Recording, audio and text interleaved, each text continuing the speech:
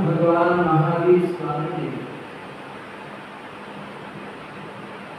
10वें अध्ययन में मानव जीवन की क्षणभंगुरता क्षणिकता के बारे में और ये जो हमको मानव जीवन मिला है, ये मानव जीवन कितने समय के बाद और इस जीवन को दुर्लभ क्यों बताया गया है। आदि विषयों को लेकर परमात्मा ने इस अध्ययन में गौतम स्वामी को माध्यम बनाकर हम सभी को धर्मोपदेश दिया है और अपने जीवन में समय मात्र का प्रमाण नहीं करना। तो यहाँ पर जिस समय की बात की जा रही है वो इतना सूक्ष्म है, यानी जैसे समय के अलग अलग अंश है, सेकंड है, मिनट है, घंटा, दिन है, महीने हैं, वर्ष है। तो इस तरह से वर्ष से छोटा महीना, महीने से छोटा घंटा है, घंटे से छोटा सूक्ष्म मिनट है और एक मिनट से भी सूक्ष्म सेकंड है। क्या है? सेकंड है। एक सेकंड है 60 सेकंड बराबर एक मिनट। कितना? 60 सेकंड मिलकर एक मिनट बनते हैं और 60 मिनट मिलकर एक घंटा बनता है। क्या बनता है?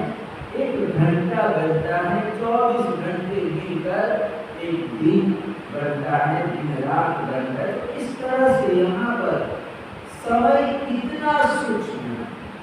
समयम द्वयम मापमायते, यानी हे गौतम समय मात्र का प्रमाण करने जैसा नहीं है। जैसे बहुत सारे पत्तों को हम इकट्ठा कर देते हैं। जैसे हम वस्त्र ही काटते हैं, क्या करते हैं, वस्त्र काटते हैं। तो आजकल तो फैक्ट्रियों में ऐसी मशीनें आ गई हैं, पहले लोग हाथ से काटते थे, लेकिन आजकल हाथ से काम नहीं होता है, मशीनों से होता है और वो इतना फास्ट होता है। वस्त्र काटना है या जोड़ना है तो कहते तो इतना फास्ट काम होता है कि तुरंत मिनट 2 मिनट में, मिनट भी नहीं लगता है कि ऐसा मशीन चली तो सारा कपड़ा टुकड़े हो जाता है। तो कहते हैं कि जैसे मशीन वस्त्र को काटती है तो हमको लगता है कि तुरंत हो गए, क्या हो गया, तुरंत कपड़ा कट गया। लेकिन कहते हैं कि मशीन चलती है, कपड़े को काटती है, तो उसमें भी कहते हैं कि समय इतना सूक्ष्म है कि उसमें असंख्य समय बीत जाते हैं। क्या कहते हैं, उसमें भी कहते हैं कि असंख्य समय बीत जाते हैं। यानी एक समय की परमात्मा ने बात कही कि समय इतना सूक्ष्म है और एक समय का प्रमाद भी हमको गिरा सकता, क्या कर सकता है, हमको गिरा सकता है, पतित कर सकता है। तो इसलिए कितनी सावधानी रखने की जरूरत है कि सारा सब कुछ इस अध्ययन में बताया गया है। तो प्रारंभ की गाथा में बताया कि धूप पत्तरे पंडुय एजः, यानी यहाँ पर एक अध्ययन का प्रारंभ इस शब्द से हो रहा है, धूमा पत्तरे पंडुय एजः, यानी धूप का मतलब होता है ध्रुव, ध्रुव यानी कि पेड़, वृक्ष, और पंडुय एजः यानी धूप पत्तरे यानी कि पेड़ का एक पत्ता है। क्या है, पेड़ का एक पत्ता है और पत्ते को उदाहरण देकर हम सभी को परमात्मा ने समझाया है। तो जैसे पेड़ होता है, बहुत बड़ा पेड़ होता है, जैसे वट वृक्ष ही होता है, तो वट वृक्ष में कितने पत्ते होते हैं, बहुत सारे पत्ते होते हैं। पीपल का पेड़ ले लो या फिर इमली का पेड़ ले लो, तो इमली का जो पेड़ होता है उसमें छोटे छोटे पत्ते होते हैं और बहुत सारे, पूरे पेड़ में हम गिन भी नहीं पाएंगे इतने पत्ते होते हैं। क्या होते हैं, इतने पत्ते होते हैं कि जब एक साध्वी महावीर क्षेत्र गई, कहाँ गई, महावीर क्षेत्र गई, तो कलिकाल सर्ग के हेमचंद्र श्री महाराजा ने उस यक्षा साध्वी को बोला कि तुम सिकंदर परमात्मा के पास जा रही हो तो मेरा इतना काम करना कि मुझे कितने भव करने पड़ेंगे, यानी मैं मोक्ष में जाने वाला हूँ क्या नहीं, मुझे कितने भव के बाद मैं मोक्ष में जाऊंगा। तो सिकंदर परमात्मा से पूछ के आया, तो कुमार पाल ने भी मेरे बारे में भी पूछ लेना, यानी हम गुरु शिष्य है, क्या है, मैं आचार्य भगवान का भक्त हूँ, तो मुझे अभी कितना संसार में रहना है, कितने जन्म करने पड़ेंगे, तो कुछ कराना।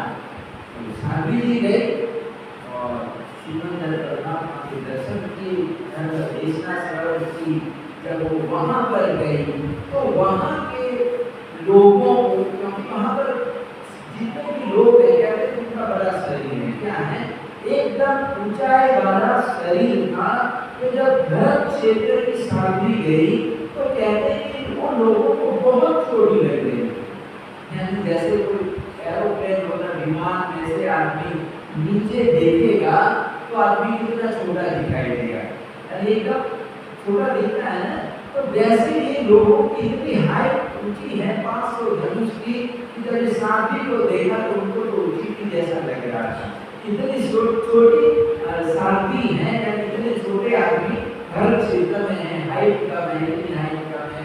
तो इस तरह से वो साध्वी वहाँ पर गई, धर्म देशना सुनी और फिर उन्होंने जो काम सौंपा था आचार्य भगवंत ने, वो कुछ भी दिया कि भरत क्षेत्र में हेमचंद्राचार्य जी हैं और कुमारपाल महाराजा हैं, तो उनको कितने भव करने पड़ेंगे और कितने भव के बाद मोक्ष में जाएंगे।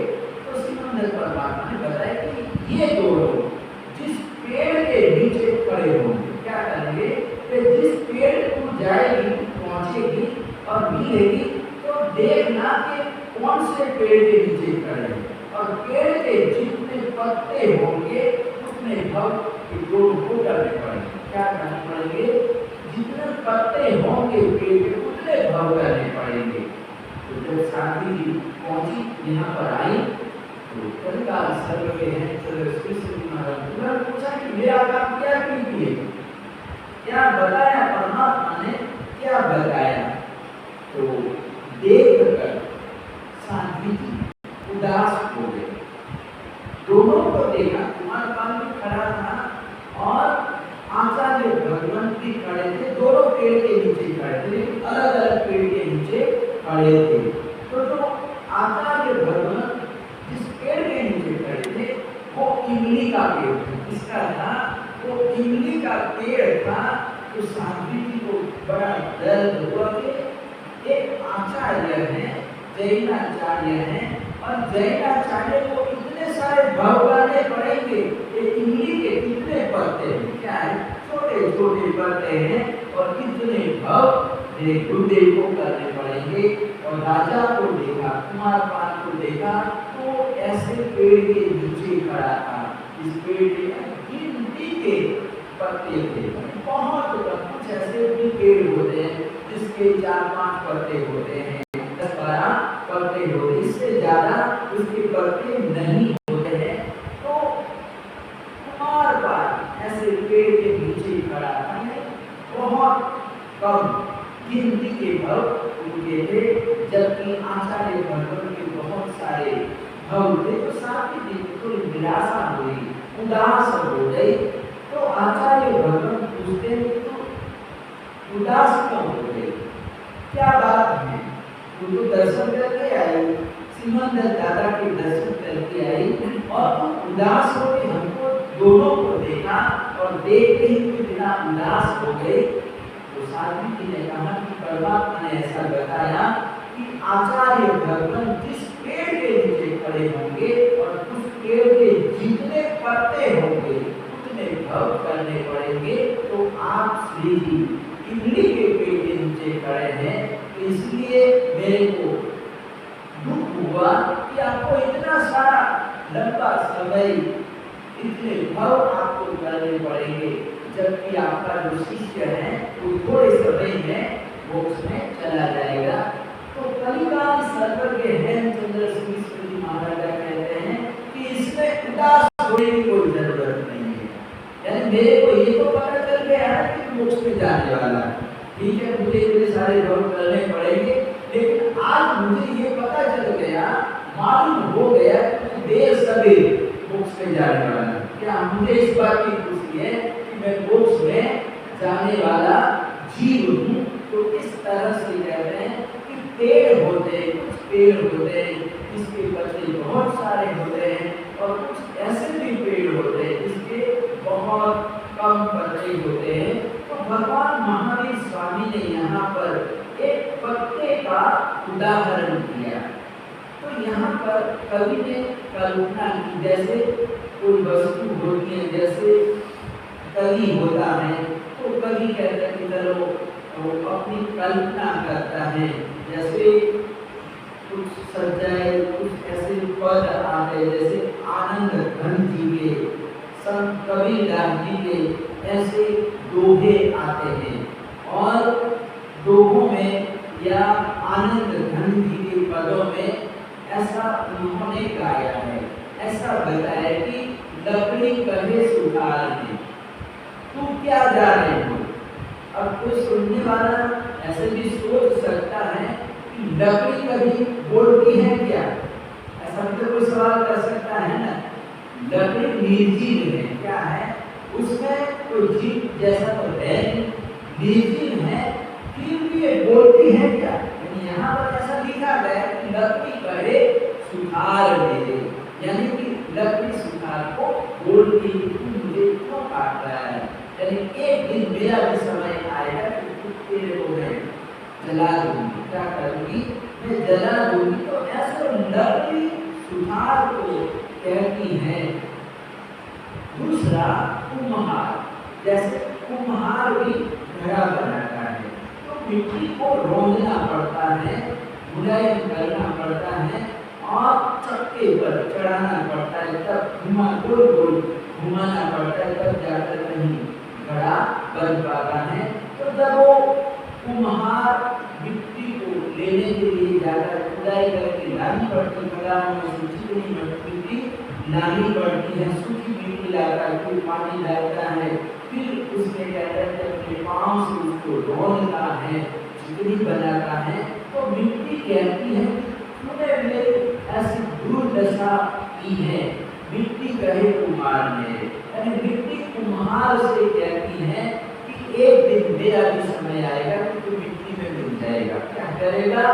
तू भी एक पंचभूत का है और पंचभूत मिट्टी में मिल जाएंगे, मेरे साथ तू भी खत्म हो जाएगा।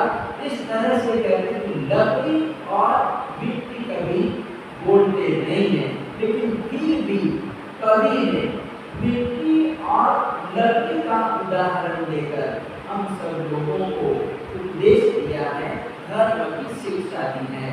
तो यहाँ पर कवि ने कल्पना की है कि कोई एक बहुत बड़ा पेड़ था, घटादार पेड़ था, तो पेड़ पर बहुत सारे पत्ते थे, अनेकों पत्ते लगे हुए थे।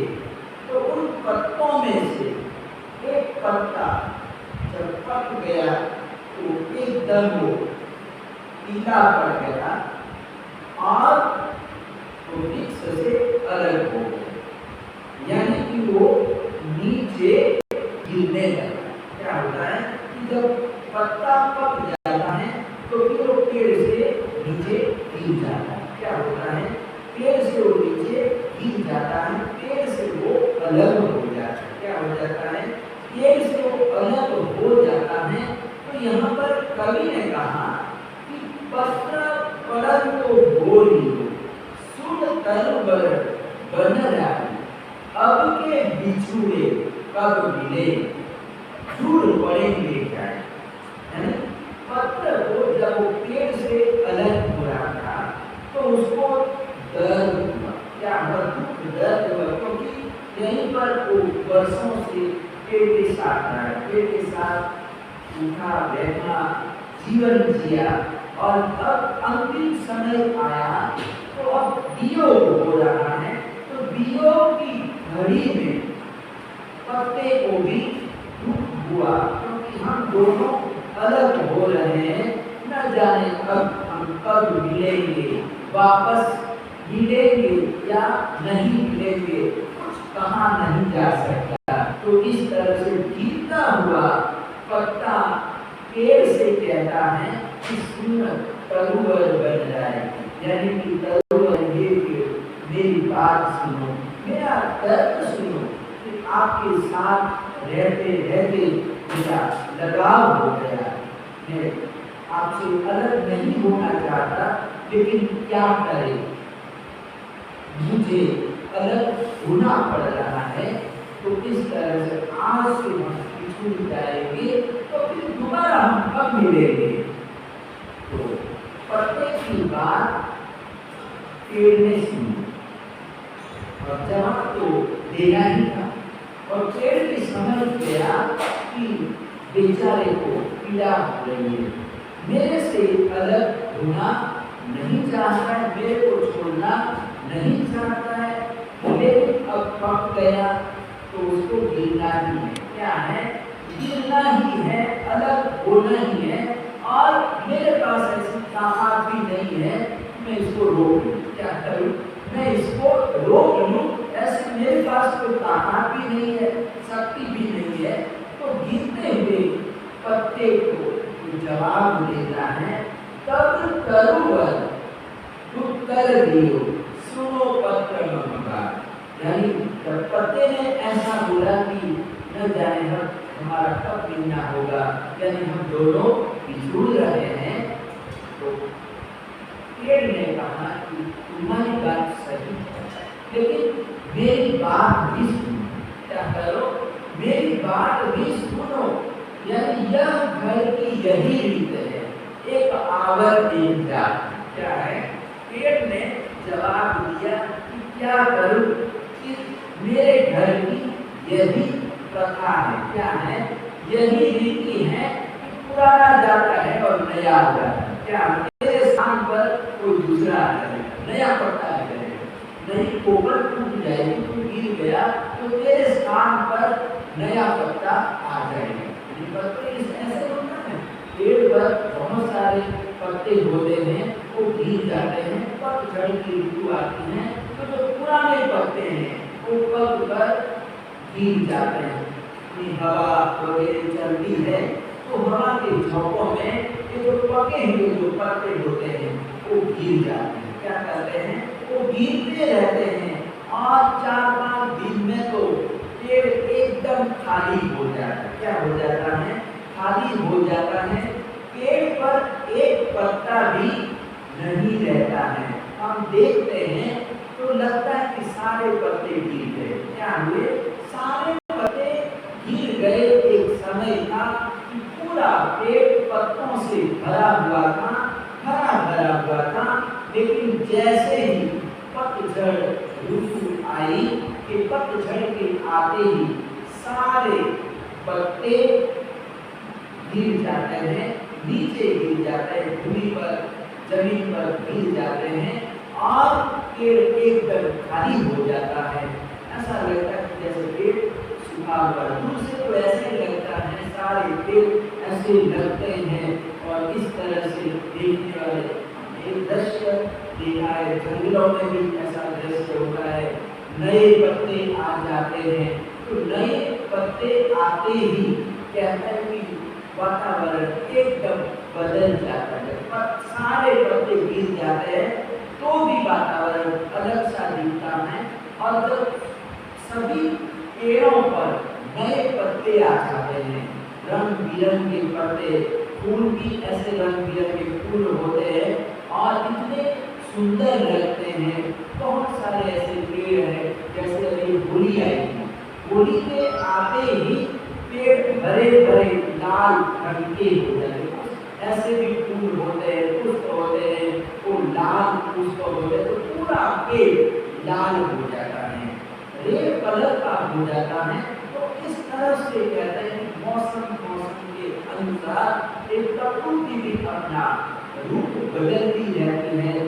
तो कवि ने यहाँ पर पेड़ ने कहा कि मैं क्या करूं, ये मेरे घर की यही रीत है, यही प्रथा है, रिवाज है कि पुराना जाता है और नया आ जाता है, नया मेहमान आ जाता है। क्या होता है? नया मेहमान आ जाता है। तो श्रवण भगवान महावीर स्वामी ने भी यहाँ पर एक पत्ते का उदाहरण दिया कि धूमा पत्ते पंडुये जहाँ लीवर दही डाई बनाम अच्छे। यानी कि जैसे पेड़ का पत्ता पीला होकर पक कर नीचे गिर जाता है। क्या होता है? नीचे गिर जाता है। तो वैसे ही जो हमारा मानव जीवन है, एवं मनुष्यान जीवन, यानी जैसे पत्ते का जीवन है वैसा ही मानव का जीवन। इसका जो है हमारा जीवन है कि जिस दिन से हमारा जन्म हुआ उसी दिन से हमारे दिन रात बीत रहे, यानी कम होते जा रहे। क्या है? दिन रात कम होते राई बनाम अच्छे, यानी दिन रात कम हो रहे, यानी कि हमारा आयुष्य कम होता जा रहा। क्या हो रहा? परमात्मा ने कहा कि हमारा आयुष्य दिन रातों में कहते कि कम होता, दिन बीत गया, रात्रि बीत गई, वापस दिन आया, फिर वापस रात्रि आई। तो इस तरह से हमारा जीवन का जो समय है वो जा रहा है, यानी बीत रहा है। और इसीलिए समय गोयम आप आए थे, यानी कि ये गौतम समय मात्र का प्रमाण मत करो, यानी समय मात्र का प्रमाण करने जैसा नहीं है। अब दूसरी गाथा में परमात्मा ने बताया कुशल के जहाँ ओस बिंदु दे ओम चित्तई लंब मान ए एवं ज्ञान जीव समयम गोयम माँ कमायते। यानी परमात्मा ने यहाँ पर उदाहरण दिया, जैसे पहली गाथा में एक पत्ते का उदाहरण दिया और दूसरी गाथा में ओस की गुण का दृष्टांत दिया, उदाहरण दिया कि कुशल के जहाँ ओस बिंदु दे, यानी जैसे कुशा के अग्रभाग पर ओस की बूंद होती है। क्या होता है? ओस की बूंद होती, जैसे प्रातः काल में सूर्योदय होता है और इधर से ओस की बूंदे गिरती हैं, तो एक प्रकार से पानी ही होता है, जल ही होता है। क्या होता है? कुछ ऐसी फसलें होती हैं जिसको थोड़ा सा पानी चाहिए, ज्यादा पानी की जरूरत नहीं होती है, तो ऐसी फसलें एक ओस के गिरने से भी ऐसी फसल तैयार हो जाती है, यानी अलग से उसको पानी नहीं देना पड़ता। जैसे ज्वार आदि होते हैं, अपने खेतों में देखा है कि वहाँ पर पानी की सुविधा नहीं होती है, तो किसान लोग क्या करते हैं, जो बिना पानी की जो फसल होती है, जैसे चने गन्ने ऐसे कुछ फसलें होती है, उसको पानी नहीं देना पड़ता। जैसे ज्वार है तो उसको भी बिना पानी के मतलब वो हो जाती है, लेकिन फिर भी उसको पानी की जरूरत पड़ती है और रात के समय ओस गिरती है, जल गिरता है और वो उसके लिए पर्याप्त होता है और उससे मतलब फसल तैयार हो जाती है। तो कुछ फसलों को ज़्यादा पानी चाहिए और कुछ फसलों को कम पानी की जरूरत पड़ती है। तो रात के समय एक ओस गिरती है। क्या होता है? ओस गिरती है तो किसी वनस्पति के ऊपर तो गिरेगी, क्या होगा कि किसी न किसी वनस्पति के ऊपर गिरती है, कुछ मतलब बूंदे नीचे भी गिरती है और कुछ बूंदे वनस्पति के ऊपर भी गिरती है। तो कुशा के अग्रभाग एक डाल नाम की वनस्पति होती है, जिसको कुशा भी बोलते हैं और उसको विधि विधान में भी लिया जाता है।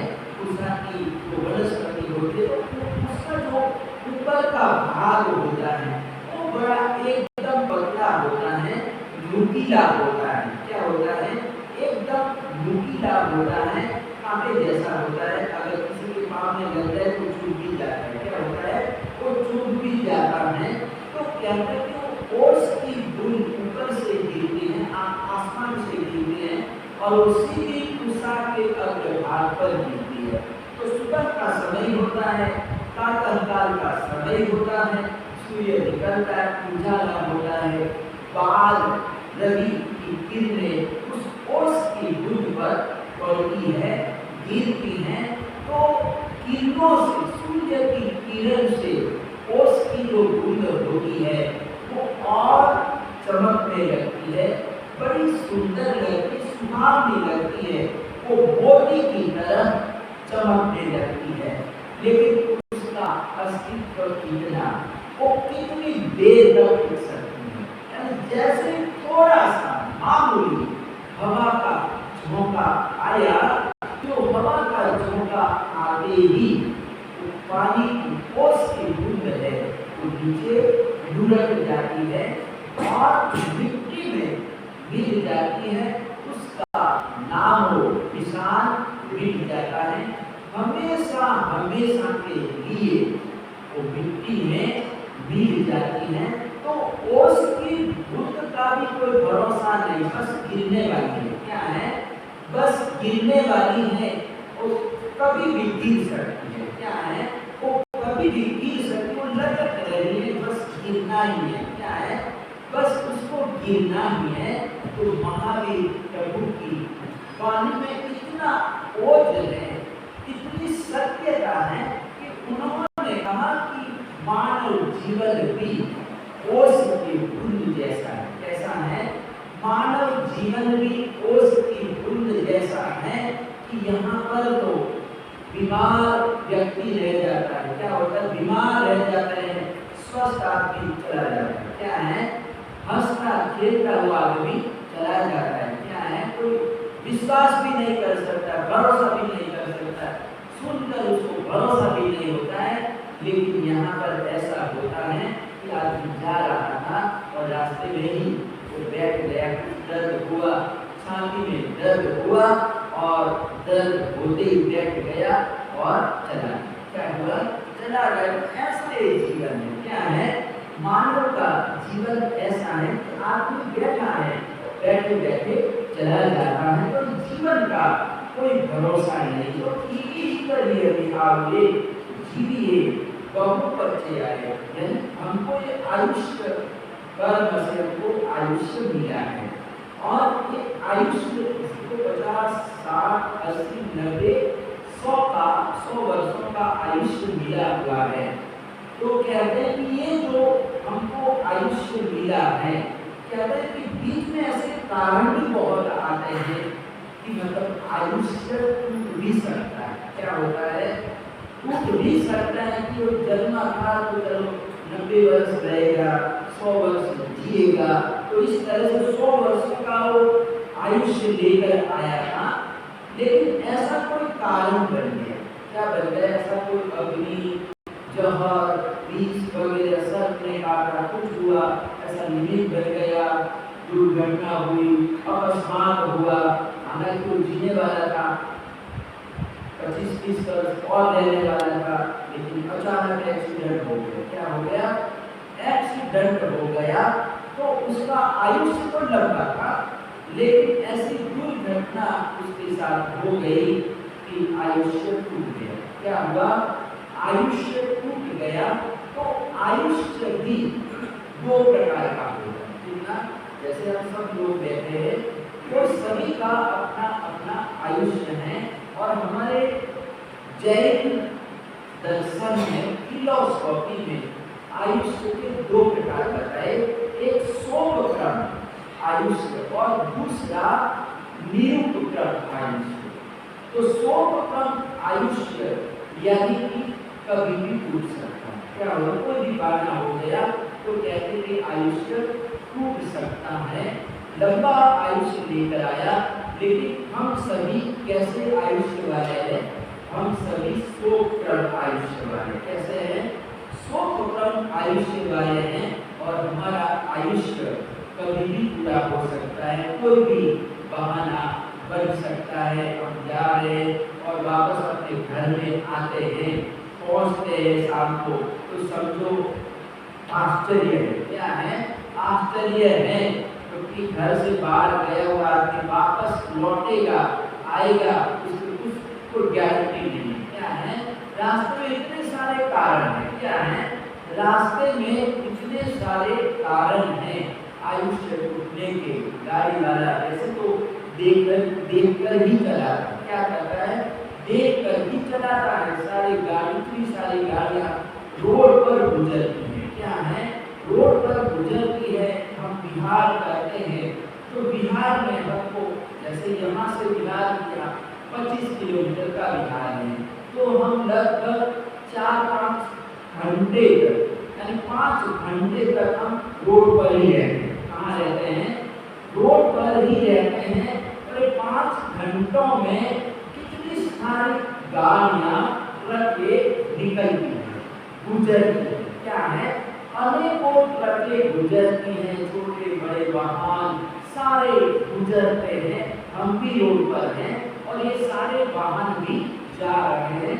तो यहाँ से निकला हुआ साधु अपने स्थान पर 25 किलोमीटर जो भी बिहार में रहने के लिए, रुकने के लिए जो व्यवस्था है, वहाँ तक पहुँच जाता है सुरक्षित। समझो आश्चर्य, बड़ी बात। क्या है? बड़ी बात है। तो इतने सारे वाहन, कोई ऐसा थोड़ा सा घूम गया, क्या हो गया? थोड़ा सा घूम गया, कुछ भी हो सकता है। क्या है? कुछ भी हो सकता है, लेकिन फिर भी हम कोई ऐसी रिस्क लेकर भी चलते हैं, विहार करते हैं। इसलिए परमात्मा ने कहा कि आयुष्य टूटने के भी बहुत सारे कारण। क्या है? बहुत सारे कारण हैं। आदमी 100-50 वर्ष जी जाता है, वो भी एक आश्चर्य की बात है। क्या है? आश्चर्य की बात है, कभी भी वो जा सकता है। तो ऐसे आयुष्य का कोई भरोसा नहीं है गौतम। और दूसरा निरुपक्रम आयुष्य, तो निरुपक्रम आयुष्य कभी टूटता नहीं है। क्या है? वो महापुरुषों का जो मोक्ष, जो इसी भाव में जो मोक्ष में जाने वाले हैं, तो ऐसे जीवों का आयुष्य निरुपक्रमी होता है। यानी 50 वर्ष का या 60-80 वर्ष का है तो पूरा ही करते हैं, यानी बीच में टूटता नहीं है। तो ऐसा निरुपक्रमी आयुष्य वाला व्यक्ति होता है। वो कहते हैं कि एकदम बिंदास जीता है और वो मोक्ष में जाने वाला जीव होता है, उसी को एक निरुपक्रमी आयुष्य प्राप्त होता है, मिलता है। तो यहाँ पर समन भगवान महावीर स्वामी ने आयुष्य को लेकर कहा कि आयुष्य कभी भी पूरा हो सकता है और इसीलिए हे गौतम इस समय मात्र का प्रमाण करने जैसा नहीं है। तो आगे हम इसी अध्ययन को चलाएंगे। यहाँ पर एक गाथा है कि ध्रुव तत्व का, तो एक 10 अध्ययनों में कल भी हम चलाएंगे, परसों भी चलाएंगे और 2 दिनों में अपना एक अध्ययन बहुत अच्छी चीज को परमात्मा ने हम सभी को शिक्षा दी है। इस अध्ययन से व्यक्ति को वैराग्य भी होता है कि जीवन का क्या भरोसा। तो वैराग्य उत्पन्न करने वाला एक उदाहरण है, एक अध्ययन है, 10वां अध्ययन है। परमात्मा ने ज्यादातर हम जो लोग साथी होते हैं अपने प्रवचनों में ये जो 10वें अध्ययन की जो गाथाएं हैं उसका हम उपयोग करते हैं, हम बोलते हैं। तो ऐसा हमारा दूसरा अध्ययन सूत्र में आगे की गाथाओं में भी परमात्मा ने बताया कि मानव जीवन दुर्लभ क्यों है, तो उसके पीछे भी परमात्मा ने कारण बताए, अलग अलग कारण बताए। इन कारणों के बारे में भी हम आगे संजय कुमार चरित्र में अपना प्रसंग चल रहा था कि धर्म कर्म नाम का से और वो इतना कंजूस था कि एक व्यक्ति बार बार आ रहा है और उसको कहना कि कल आ जाना, अगर नहीं देना है तो मना ही कर दो, साफ साफ मना ही कर दो कि मैं देने वाला नहीं। तो फिर वो दूसरे दिन आएगा नहीं, लेकिन ये कहता कि कल मिले, कल दूंगा, कल दूंगा। तो इस तरह से उसने बहुत भटकाया उसको और वो आशा में आता है, तो आज नहीं मिला कल मिल जाएगा, परसों मिल जाएगा, परसों दे देगा। तो इस तरह से वो आता रहा और उसने दिया भी नहीं। तो उसकी भी सीमा होती है। एकदम वो उसको बड़ा गुस्सा आया, क्रोध आया कि या तो नहीं देना तो मुझे मना कर दे, लेकिन वो मना भी नहीं करता कि नहीं मिलेगा, यहाँ कुछ नहीं है, जा दूसरी जगह जा, तो कहीं और जगह जाएगा। लेकिन ये तो ये भी हटा नहीं और इधर ये भी अड़ा रहा। आखिर में तो उसने साधना की, इसको तो मैं शिक्षा करूँगा, दंडित करूँगा, सबक सिखाऊंगा। और ऐसा करके उन्होंने साधना की, चंडिका देवी की साधना की और साधना से देवी प्रसन्न हुई और उन्होंने उसको शक्ति दे दी। अब योग्य व्यक्ति है, योग्य व्यक्ति को शक्ति मिले तो उसका सदुपयोग करेगा, क्या करेगा? सदुपयोग करेगा। लेकिन ये था धूर्त, क्या था? अच्छा आदमी नहीं था, धूर्त आदमी था और देवता की शक्ति मिल गई तो उसको पावर मिल गया। क्या मिल गया? पावर मिल गया। बस अब मैं इसको सीधा करता हूँ, ठीक करता हूँ। और ऐसा करके वो रूप लेके आ गया, शेख का रूप बना के घर पर आ गया।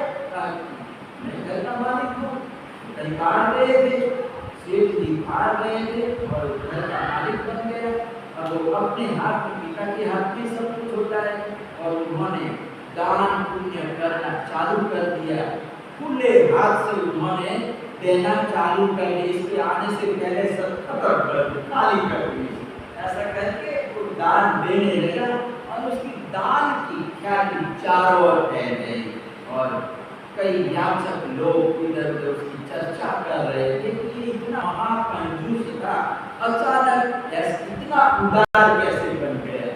और लोग नगर नगर चौराहों पर उसकी चर्चा कर रहे, दान की, उसकी उदारता की।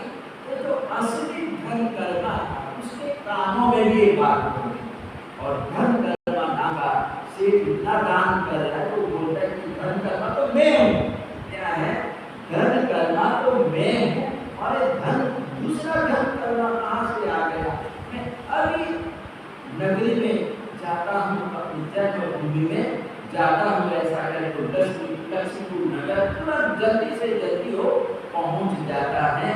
तो यहाँ तो पहले से कार्यक्रम चल रहा था। उसने कहा घर का मालिक मैं हूँ। वो असली घर कर्मा आकर उसको कहने लगा कि तू नकली है। क्या है? तू नकली है, तू दूसरा है।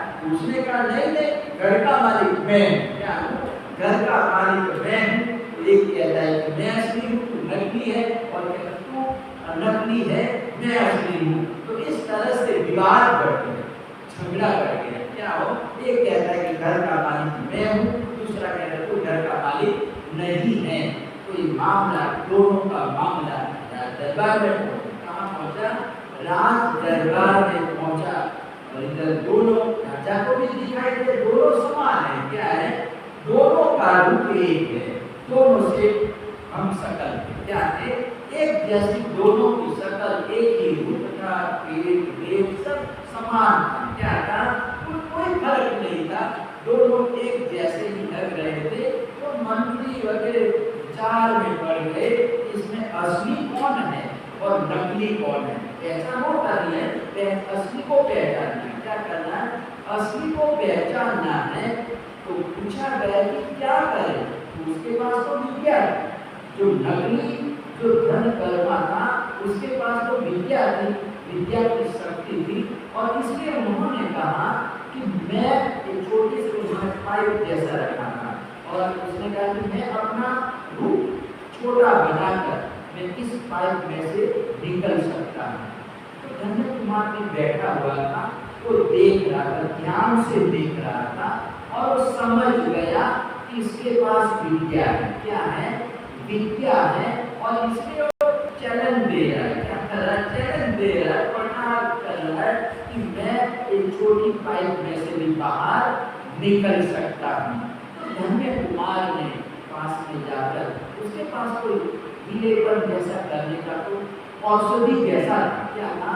औषधि जैसा था। तो धन्य कुमार समझ गया कि इसकी शक्ति यही है, औषधि है। क्या है? औषधि है। और धन्य कुमार ने उस औषधि को भी अपने पास रख लिया, ले लिया। क्या किया? औषधि को ले लिया। और उसके बाद भी वो मंत्र पढ़ता है, निकलने के लिए, गुजरने के लिए मंत्र पढ़ता है और प्रवेश करने के लिए कोशिश करता है। लेकिन वो शरीर वैसा का वैसा ही रहा, शरीर में कोई परिवर्तन नहीं हुआ, छोटा शरीर हुआ नहीं। और इस तरह से उसने बहुत बार मंत्र का प्रयोग किया, लेकिन उसकी विद्या काम नहीं आई। तो फिर धन्य कुमार ने पकड़ लिया कि ये नकली है। क्या है? ये नकली धन कर्मा है, असली धन कर्मा ये है जो अभी अभी विदेश से आया है, वो असली है। और इस तरह से धन्य कुमार के कारण नगर में शांति हो गई। झगड़ा चल रहा था, विवाद हो गया था, लेकिन विवाद का भी धन्य कुमार ने समाधान कर दिया, सॉल्व कर दिया, समस्या की उस समस्या को दूर कर दिया। तो इस तरह से राजा को भी, चितारी राजा को भी बड़ा आनंद आया कि मेरा जो जवाई राज है वो बड़ा विद्या वाला है। क्योंकि धन्य कुमार के पास चिंतामणि रत्न है। क्या है? उसके पास चिंतामणि रत्न है। और ये चिंतामणि रत्न के प्रभाव से ही ये सारे काम हो जाते हैं। धन्य कुमार को कुछ करने की जरूरत ही नहीं है, आवश्यकता ही नहीं है। चिंतामणि रत्न ही धन्य कुमार का सारा काम कर देता है। तो यहाँ पर भी समस्या बड़ी मुश्किल थी, उसका सॉल्व करना मुश्किल था, लेकिन चिंतामणि रत्न के प्रभाव से धन्य कुमार ने समस्या का समाधान कर दिया। तो अब आगे क्या होता है हम आगे